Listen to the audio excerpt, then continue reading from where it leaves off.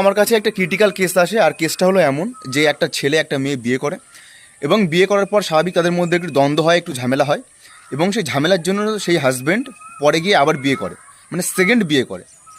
আর second বিয়ে করে যে স্ত্রীকে দেখানোর জন্য যে দেখ আমি সেকেন্ড বিয়ে করেছি, আর স্ত্রী এটা দেখে যে ও আবার বিয়ে করেছে, তাহলে আমিও একটা বিয়ে করব। তো সেই প্রথম স্ত্রী পরে গিয়ে আবার একটা বিয়ে করে, এবং এটা হয়ে যাওয়ার পরে তারা কিছুদিন এরকম সংসার চলতে থাকে, এবং প্রথম স্ত্রী এবং স্বামীর মধ্যে পুরোপুরি ছাড়াছাড়ি, কারোর সাথে কোনো কথা হয় না। এবং কিছুদিন পরে গিয়ে দেখা যায় যে তাদের মধ্যে পরে যারা বিয়ে করেছিল, মানে পরে যাদের সাথে বিয়ে করেছিল, তাদের মধ্যে বনিবনা হচ্ছে না, তারা একসাথে থাকতে পারছে না, এবং তারা চাইছে যে পুনরায় মানে প্রথমে যাদের সাথে বিয়ে ছিল আবার সেই তার কাছে ফিরে আসতে। কিন্তু এমতো অবস্থায় একটু মানে সমস্যা হতে পারে, যেহেতু হিন্দু ম্যারেজ মানে হিন্দু বিবাহ অনুসারে যদি পরে তারা আবার বিয়ে করে, তাহলে তাদেরকে ডিভোর্স না দিয়ে সে কিন্তু আবার প্রথম স্বামীর কাছে আবার আসতে পারবে না, বা প্রথম স্ত্রীর কাছে আসতে পারবে না।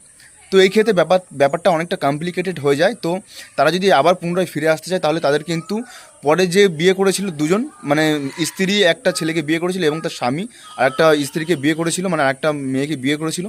তো এইগুলোকে কিন্তু ডিভোর্স দিয়ে তারপরে কিন্তু তারা আবার পুনরায় আবার সেই প্রথম স্ত্রী বা প্রথম স্বামীর কাছে ফিরে যেতে পারবে। তো এটা খুবই একটা জটিল বিষয়।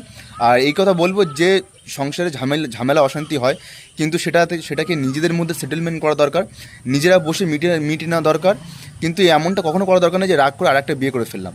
তো ব্যাস এটাই, পরে গিয়ে কিন্তু এটা খুবই একটা ক্রিটিক্যাল রূপ নেয় বা একটা জটিলতার সৃষ্টি করে।